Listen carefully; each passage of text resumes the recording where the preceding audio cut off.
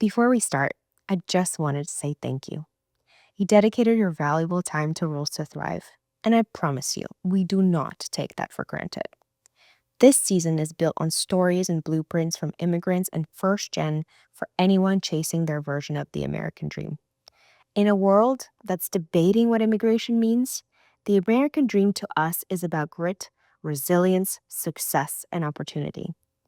And in today's episode, we chat with Regina Viadro. Regina is a global head of digital service and president of North America at Intellius.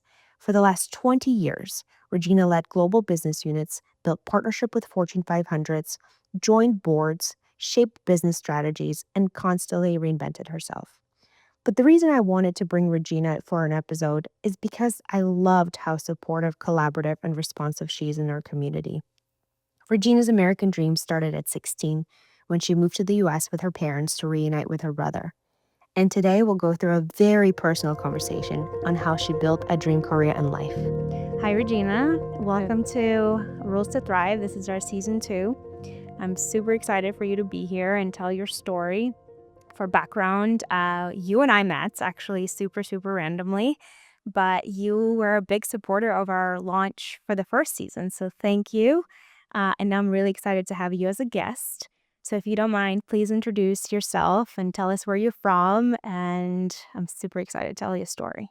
Regina Viadro. I live here, not too far from this beautiful space in Manhattan. Not in Manhattan, but over the river in New Jersey, in a little town called Glen Rock. I am a mom. I have 4 wonderful children, ranging between the ages of 26 and 11. And I've had a long and very dynamic career leading up to this point. I've been in tech my entire life, in tech consulting, in different companies. And majority of probably the last 15 years I've spent in revenue-centric roles. So in my current role, I work for a company, a wonderful company called Intellius, and we're a product engineering design consultancy. It's a technology services organization, and I lead one of the business segments globally, and I also have the president of North America role. How old were you when you came to the country? I was 16. 16. Yes, and I moved here with my parents in early 90s. And what was the situation? Did you move by family reunification? What was the... I moved here as part of the Jewish refugee program. It was interesting because my brother actually moved to the U.S. About a year and a half before me, and he came here to study for his PhD. And when he moved for his PhD, my parents realized that I'm likely going to move as well once I grow up. And they were kind of assessing their chances and decided that it's not worth having 2 children away and for them to stay. So they said, okay, maybe we'll just all move. Wow. And took this opportunity. So yes, it was a very, you remember the 90s in the former Soviet Union state, it was very difficult economic times. So, moving to America was seen as, there's a lot of promise in that. Like, there's a lot of difficulties in that, but it was also this idea that the American dream. It's the American dream. Yeah. That's right. Yeah. I was 12 when we moved, so I had no idea what was going on. My grandpa is Jewish, and his brother came here first, and then he started doing the family reunification process. And my grandpa moved in the 90s, my mom's dad. He only had one daughter, and he always wanted her to come. And, when you hear, I think you and I have this experience, and so many immigrants do, when you have relatives that live in America and they call and you catch up and you obviously feel the distance, but you hear these stories about the US and it's this magical land where you have so much opportunity. Tell me, so your brother moves, he's here for a year and a half. Do you remember those conversations when he called? Well, it's as a child, you remember the care packages. Yeah. Oh, yeah. Right. The gifts. Yeah. So when people, the occasions when, there are people in our orbit that would travel, from the US, for example, they would bring like a little package. And, relatives tend to think about like what are those kind of maybe not the most valuable things, but like exciting things to get or new things to try, right? So that's how I tried peanut butter for the first time. He brought And peanut butter back? It was like in one of those care packages that I got, like I didn't like it, and Me neither. When I tried peanut butter, it wasn't my. Now I do, but that's years of being in the U.S. What else do you remember? What was in the care packages? probably some candy and maybe some cereal, like things that you didn't really get to experience. Yeah. How about you? Yeah, I'm thinking that you bring it up. I think the silliest thing, this is totally a kid thing.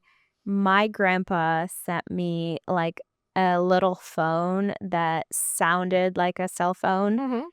And I think it was late 90s. And I was like, and the people just started getting cell phones. Like the rich families would give their kids cell phones. There's no way I would get a real one. So I pretended that little phone was a real phone, and I made a little sound to walk out of the room and take the call. So I remember that for sure. I felt so cool. Then my friend who always broke my toys broke that toy. So I was really depressed by that. My family moved in the 90s. This family started splitting up, and some moved to Israel, some moved to here. And I remember the Israeli family also sent care packages, and they sent my mom this swimsuit. And I just remember I was looking at the family photos. My mom kept putting that swimsuit on me, and I was like, I was a chunky little kid, and it just like it was just squeezing all the wrong places. So I'm like, Mom, these are the photos when you take out the photo album, but they're hilarious now that I find them. How long did it take your family to make the decision? They understood your brothers moved. They understood you're also thinking about it. How did that work out for you guys? Essentially, I think there was a decision that it's better, even though it's probably harder, I think, for a child, but it's probably more practical to have the transition from school to college. My mom had some health issues she had a brain tumor that was discovered. And the doctor said that if you have a chance to Do it in the US and have the opportunity to get it treated there, then it's probably better. Yeah. So that also accelerated. Big move. Right. I think let's address the elephant in the room that so many people misunderstand today, because I think the discussion about immigration and the visas and all the things that are being reviewed by our government today is that these people come on boats and planes and just get into the country and get this piece of paper. And in reality, it's a big, long process with a lot of documentation. So do you remember how long it took you guys to get everything? I think there is obviously application, then there's an interview, then there's additional review. Like, it's not jump over the fence. Of course, it requires a lot of different documents. And of course, things may have changed over the years. Yeah. But the process in no way has gotten less laborious, I think, because you have to have explanations of your education and your, any kind of security clearances and your accomplishments and kind of a storyline for what you plan health too, right? Yeah, I think we had to do like a health medical record. Yes, of course. Yeah. I mean, it's a conscious decision, and it's a laborious process. And in the 90s it wasn't like this, but earlier, in the 80s, if you like applied for a US visa, you had to tell your employer. Right? And then what would happen is employers would then fire you. Yeah, the termination was they would terminate you. So a lot of people who even wanted to leave, in the earlier times from Soviet Union, they would be thinking long and hard. Yeah, want to risk getting denied. But also in the 80s, beyond that, it was viewed as a betrayal, right? So you're betraying your country. You could get laid off. You have to take the risk. And even if you're taking the risk, you're not guaranteed the visa. So it's a big gamble. Right. So I would say that it's like worse than Las Vegas. You obviously take up, and I think the neighbors know. I think in the 90s, like you said, it became a part of a decision process. Do you stay in the country? Do you move? But many people were making that decision. So it was more of a conversation. But in the 80s, it was you're betraying the country.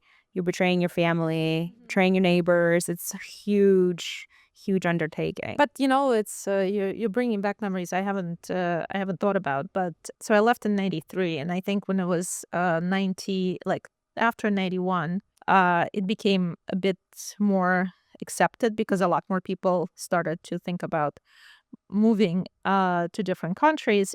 But I had a friend, I think she left in, so I left in 10th grade, but I think she must have left in like maybe 8th grade. So just a few years earlier, 7th or 8th grade. And when her family decided to move, and it became known that she is moving, the teachers in class were very vocal about it and about her being a traitor and how she was betraying the country. And what is this? How is this possible? What kind of person was she? And she was like straight A student. So, and I remember thinking, That's crazy. this is crazy. Yeah. You're crazy. Yeah. Oh, you're making me remember. Oh my God, this is such a funny story. So my mom is thinking about moving because my grandpa was here. It's very similar. And she always tried to for me to take extra courses, and I didn't really, English in schools was my name is Olga and I live in this house. Like that was the extent of it, right? So London is the capital of Britain. that is the biggest joke in our community for sure. My husband says it all the time. And then I remember she was talking to my grandpa, and she went to my English teacher and she goes, "Hey, we're thinking of moving.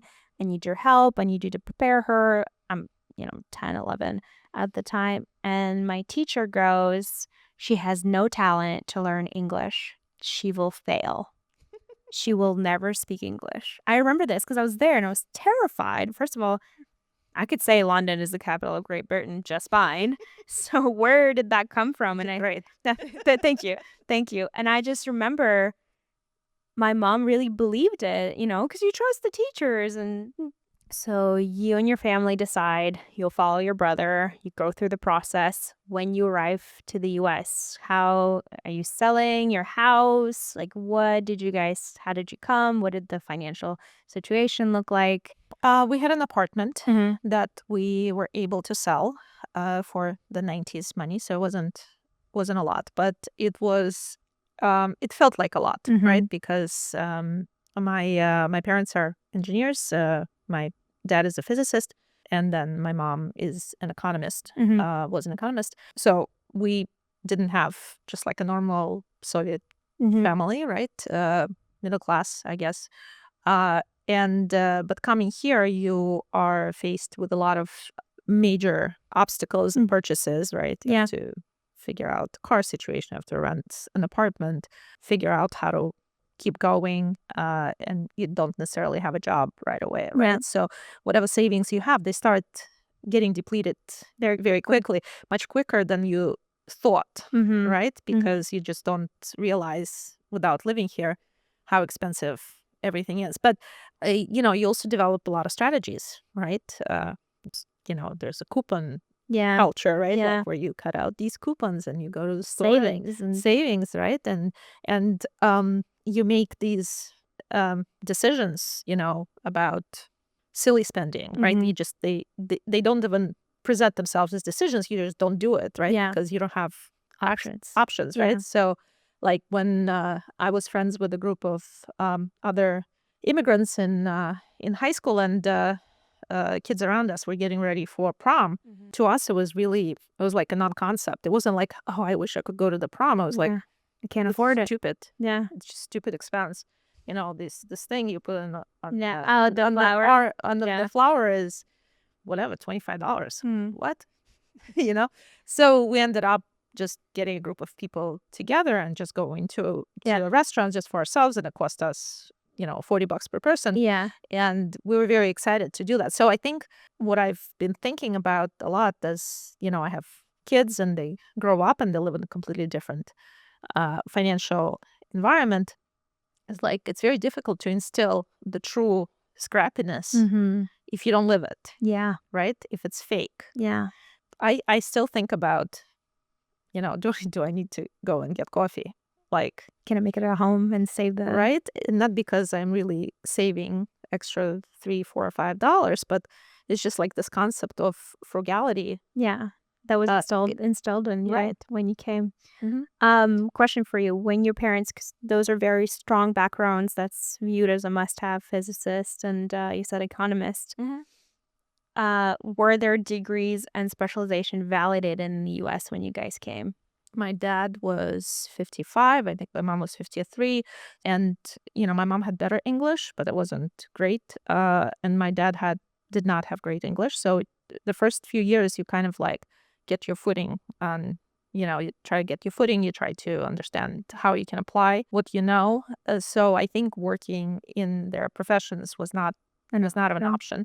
But, my dad started by driving around newspapers and then fixing pool robots, because he knew how to work with his hands. And then my mom was a bookkeeper, and then eventually she was a loan processor in the bank, and that was like before her retirement. That's what she did. You move here as a child. Of course, at 16, I probably wasn't wouldn't call myself a child, but you are a child in terms of how you see your parents, Yeah. right? And your parents are knowledgeable and powerful, and They had the answers. they have the answers, and you rely on them.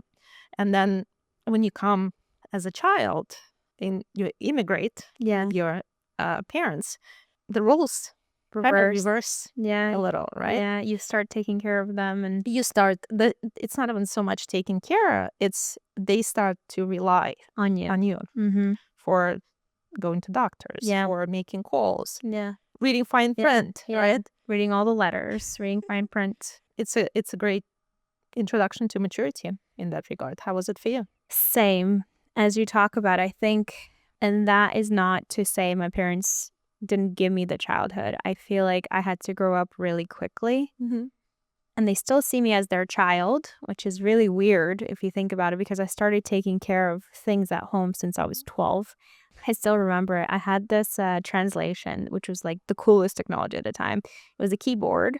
You could enter a word and then it would translate it for you, which was awesome. Like no cell phones, nothing. That didn't exist. You had to enter the word correctly for it to translate, and it's one word at a time. So it kind of taught me to when I would listen to a sentence, to pick the word I really need to understand to formulate what they were asking. So same thing with doctors, same thing with banks, same thing. Like it was everything.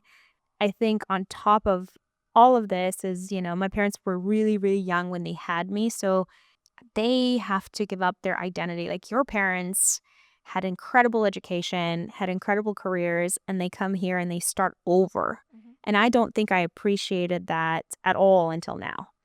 Until recently, to really say, my dad was building a business and they had me really young, so he didn't have a chance to go to college. And my mom was doing a few jobs in Ukraine, but she had a reputation and she was very strong. So when they came here, very similar, like you have to figure out a way to make money and you have to put your ego aside. Like I think I would have a hard time right now, and thank God our world has changed, going to a different country, having the executive background and incredible career in tech and saying, no, this is not valued anymore. Absolutely. That's very tough. I do think about it often as well, and I repeat it as a mantra. It's like really difficult for my parents because at the time, but I don't think, of course, I fully grasped how difficult it truly is. And there's an episode from that time that my dad likes to talk about sometimes. Is I was in high school and I was upset about something, like, but I don't even know what it was, but I was upset about uh, the lack of opportunity that I had to get somewhere. And I was on my bed crying. My dad came in and he was trying to console me. Yeah. And I was just laying there repeating, I came here too late. Oh my God. And of course it's completely comical, but when you're Yeah. 17, It makes sense in your head. yeah, it makes a total sense in my head. And my dad like just kind of sat there and he said, and how do you think I feel? Yeah. Yeah. So it's this perspective that I think we as teenagers, we're very selfish, right? It's all Yeah. about us. And how the world works for us. Do you remember going to school? Like, how do you find your tribe?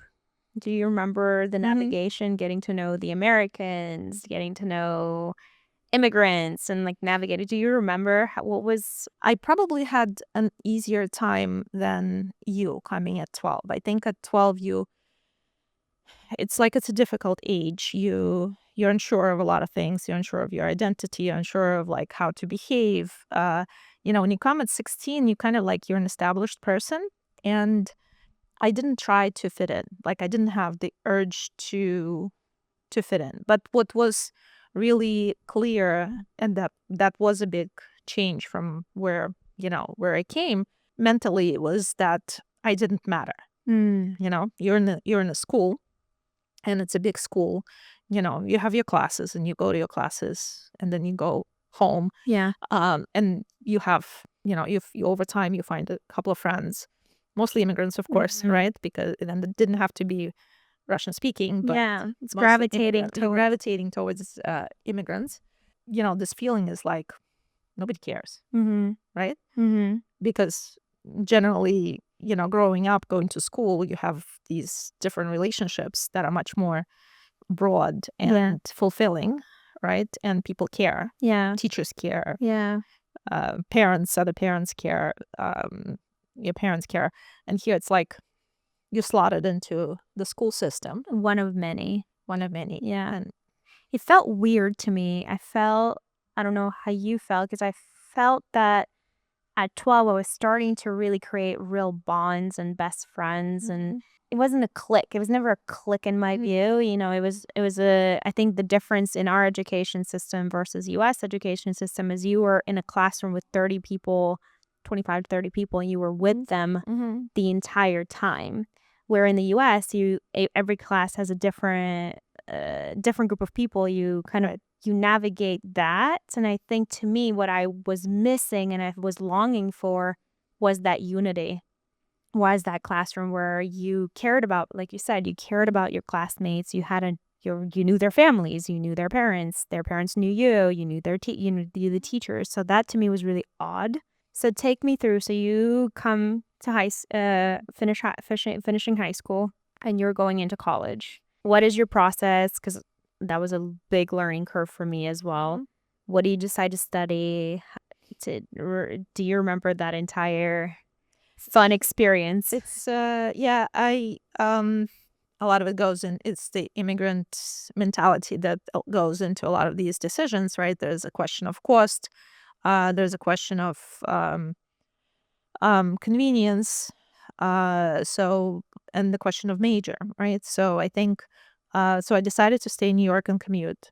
So I went to Pace University, and I commuted just here in New York because it was cheaper. I didn't have to worry about Cost of living. And I really wanted to pick a major that would more or less guarantee me a good job. And I picked finance, and I don't know why. I did the same. Neither of us is in finance. Right. But I knew that I could get a job. Yeah. And Pace had a really good program for finance accounting majors, and a really good program for, employer branding, employee, like whatever, the programs for getting into the right internships. And I got like a highly coveted internship at JP Morgan. And then I worked at now defunct Lehman Brothers, and I had all the right, like I was on track. And then actually a friend of mine, same friend from high school, said that she wants to, like, there was a computer boom, like Y2K was nearing, right? And she was like, you could just, I'd like to take up some programming language courses. And I was like, okay, I'll go with you. And we did. And then I just somehow found the programming job. And of course, I wasn't a really good programmer. I somehow, like, I was scrappy. I picked it up, and I started working. And then I got pregnant. I got married before, and then got pregnant with my daughter. And when I told my employer that I was pregnant, they fired me. No That's way. like, because I was still kind of on probation from a time period that was 6 months or something. Yeah. Right. And they took that up. They were like, why would we Invest. and she would Wow. go like have a child? Wow. And that was the time, right? Yeah. That was the time that you could kind of do that. Yeah, there were no And- laws. And what was interesting, I didn't question it. I was like, of course. Doesn't make Why sense. would they? Yeah. Why would they keep waiting for me? So I was 6 months pregnant, and I realized that it would be really difficult for me to find another job because I started to show. Yeah. But I kept going on interviews. There's just bulky dresses, and I kept going on interviews. And then I was like, okay, this is silly. Like, I'm gonna get a new job and tell them I'm leaving in Yeah. 2 months. That's just Yeah. not right. And then I had a baby, and then like around like 4 or 5 months later, I started to get really uncomfortable with this idea of not working. You were getting the itch to go back. You wanted to Yes, go back. and but at the same time, as a new mother, I was terrified of like this idea of leaving this baby Yeah. at home, and how am I gonna? It's not like I had a career. Like I Yeah. just had one job at the time. You were in finance and then you switched to programming, and how do you? Right. Yeah. And so like I think it's a good indicator that like you don't need to have necessarily a very clear path. You just kind of like find it. But anyway, so that actually the reason I'm going into a lot of details here is because I think that period was actually very formative for my career overall, because I discovered that I really want to work. It is really important for me to work. Like I was getting crazy at home waiting for the mailman to come or waiting for the 5 o'clock news to come on. Like, Yeah. and I was busy. I had a baby, right? Yeah. But I just really wanted to have something else in my life. And I started to decide I'm going to look for a job. And what I really wanted was a part-time job. But of course, at the time, That's very rare. it wasn't like you could work from home or anything like that. So, but I decided I'm just going to start looking and then I'll negotiate. And I went on this one interview and I was sitting in front of a woman, your experienced manager. And of course, I didn't know at the time that you're not supposed to talk about your family life, your personal life at the interviews. So I was like, You just told her. I told her everything. Yeah. Right. I'm a new mom and I'm terrified of leaving my child and I really want to work. And she just like sat across from me and was like, okay, maybe you'd like to start part-time. And then she offered me to work 1 day in the office and 2 days from home. She saw you and she heard you. That's huge. And I was like, oh my God, like, This is what I this needed. is what I want. Yeah. Right? And I didn't even have to negotiate. Yeah. That became sort of foundation for how my entire professional career was shaped. Because I've always gravitated, I always made sure that I had this hybrid, what is now called hybrid Yeah. That didn't work exist. environment, Yeah. right? That didn't exist at the time, but that's the only way how I was able to build my family life afterwards and go on to have 3 more children. Yeah. And still feel connected, right? And there were different periods in my life. I traveled a lot and, I would do full weeks in the office for periods of time. But, I've always knew that I needed to have this balance between being in the office, being at home, being able to combine the demands and kind of blend them together. So you went back to work. It was a hybrid option. It was not, I'm guessing it wasn't finance, because finance you gave up. What was the opportunity? It was a programming job. And I went to the small company. I learned a lot from there. I was working with much older people. I was the youngest person there on the team. These were all seasoned people, and there were a lot of programmers. And what I quickly realized is that they're much better programmers than me, but they're not really good communicators. I kind of found my niche. It's like in this office space. I talk to the goddamn people. You know that line. So what do you do here? Yeah. So I kind of discovered that actually, I gravitate towards more business disciplines like business analysis, because it still requires or technical project management, right? It still requires the knowledge of the industry and the underlying technology and the style and the context of what the programmers, engineers are working on.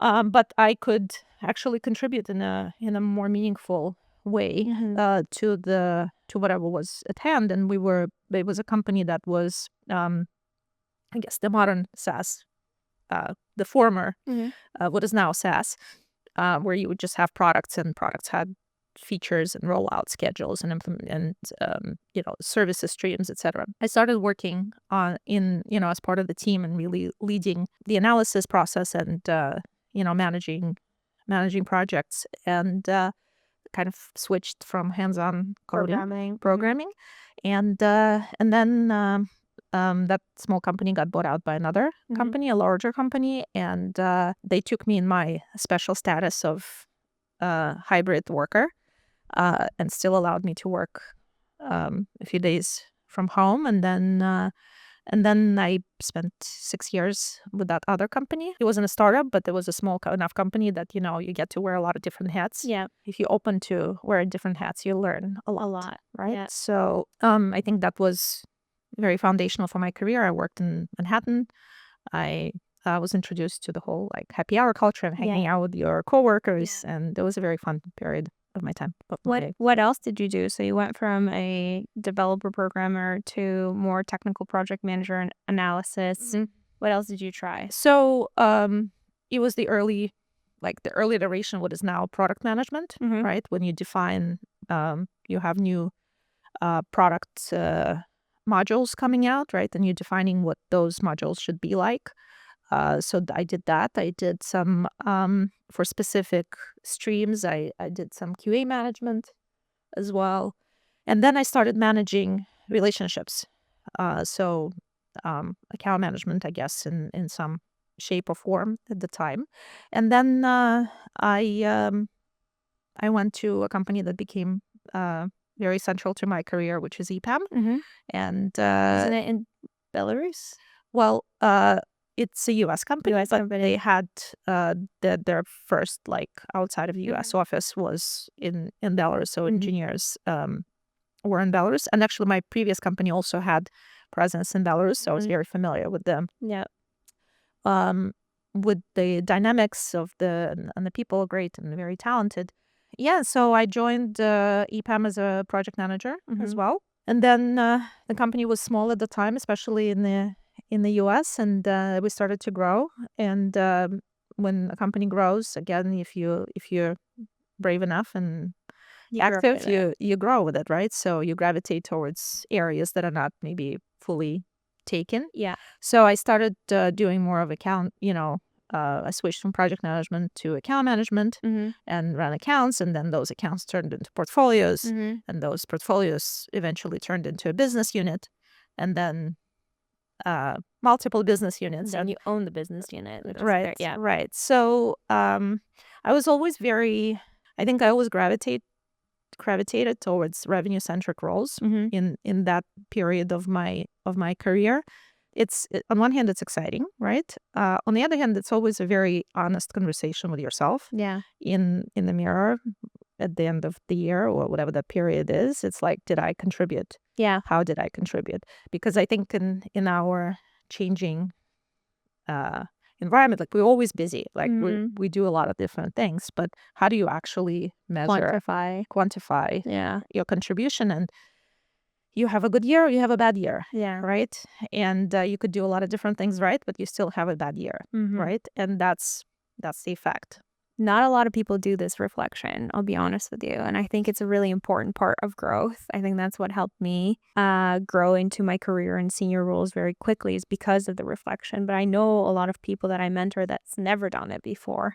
It's actually, but I think it's so pivotal to do. It's super interesting. I'm hiring for 2 really big roles on my team, and I've interviewed so many people. And what I noticed as a trend is they're applying for the role because it sounds good, but it's not, when I'm interviewing them, it's not aligned to what they want. And I think in your reflection, when you, and I'd love to get your tips, like what goes into it, but you're looking at, what did I learn? What did I contribute? And this is my path, right? Is there more? What goes into that reflection on an annual basis? I think I like to think of like there's a result, right, that you achieve, but then there's also this concept of the road traveled. And I think the road traveled is just as important as a result, because it kind of, if you can demonstrate where things were, where you were, where your team was, a year from now, a year before, or 2 years before, and where things are now, then it's not just the number, right, that you Report to, you put on the report, but you can actually, kind of make connections to the personal growth, to the growth of your team, to performance and performance, to, moving the company forward with some offerings, right, that weren't there before, that create differentiation. I know that wasn't necessarily a question, but I think what's very important in this entire ecosystem of different pieces, right, that define the success or accomplishments, is it's very tied to specific people, right? People that influence you, people that you influence, right? Careers are getting defined, and I think it's this road traveled. It's a very I think useful reflection also to see, to think of the impact. Do you think there is a trend that connects with your career development and your immigration story?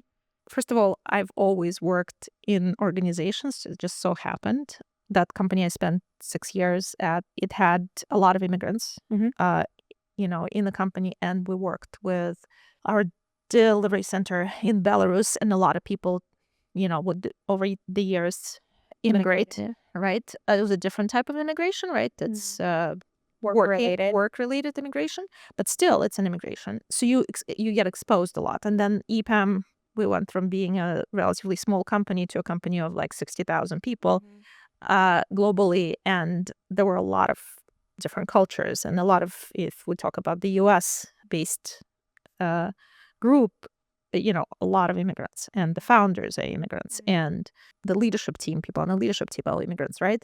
So in a way, I never felt different. I felt that immigration, you being an immigrant is an enabler, right? Because you get inspired from constantly being exposed to these brilliant people, and the majority of them are immigrants, right? So I think it's different than growing up or being in companies that maybe have fewer immigrants, few and far between, and then you feel different. For me, it was a very natural fit. I think that's also a trend that we tend to ignore. Is if you think about Tesla, SpaceX, Elon Musk is an immigrant. If you think about Google Cloud's CEOs, they're immigrants or kids of immigrants. Like, it's a trend. It's not, these are massive global companies. And I know we say that they're, now it's a conversation, these are American companies, but let's not forget that they're ran by brilliant, resilient immigrants. And a lot of the innovation that happens is by immigrants too. So I think that's a big part of the conversation. I had some very specific questions I want to make sure. How do you think your family's story shaped the way that you saw the opportunity and success in America? I think as immigrants, we kind of, we talked about this idea of coming one way. Yeah. Right. And you kind of don't have a way back, right? You don't have a safety net. You are your own safety net. And on one hand, forces people to make safe choices, like I'm going to stay in New York. I'm going to go, get a finance degree, even though I don't know why, right? I can't answer to myself. But those questions don't come up as often. But at the same time, there's a lot of grit, right? And you don't have a fallback option, right? Your fallback option is, I don't know, moving in back with your parents, right? And that's not a good option. although they're great people and I love Yeah. them dearly and I have a lot of respect for them, but like you just kind of like the path forward is You have no choice. you have no choice. And I think it's very common among immigrants. You know, you go forward. Yeah. It's like your dad saying when you were little and saying, I wish I came earlier. It's, I wish I came earlier. What do you think? You have no option. You just have to keep moving forward. You asked a question earlier, how did your family background shape you? I think it's the work ethic. You know, like you're just not spoiled, right? You're not entitled. Yeah. You know, as immigrants, you lose whatever sense of entitlement you had when you come here. You know, as an adult, in case of my parents, right? In the case of anyone else moving, you know, as an adult, I think it takes away immediately any sort of sense of entitlement, and then it just you start grinding. And you know, I think my parents inspired me in that regard, because when you come here as an adult over 50, Yeah. and you still have you build a life. You maybe don't have as prestigious of jobs, but you have jobs that are respectable, and you earn a good living, and you travel, and you save, and then you know you retire and you live for another 20 something years, right? Like and hopefully more. And I think it's great, and it actually shows it's a good reflection that life is very as much as we think life is short, it's also kind of long, Your right? phases. Because you have different phases, and those, and you don't realize that as a child. Also, Yeah. Is there any traditions that your family installed in your childhood that you brought into your family? I don't know if it's traditions, but my mom really loves traveling. And you know, in the Soviet Union, they couldn't really travel a lot, but she would take every opportunity to travel. And she had a really cool job from I think she had a cool job to begin with, but from a vantage point of a child, I think she had a really cool job, because she was working for an organization that was building the wind turbines that generate electricity. And she was an economist, and she was working, you know, as part of the team that would determine where those wind turbines would go.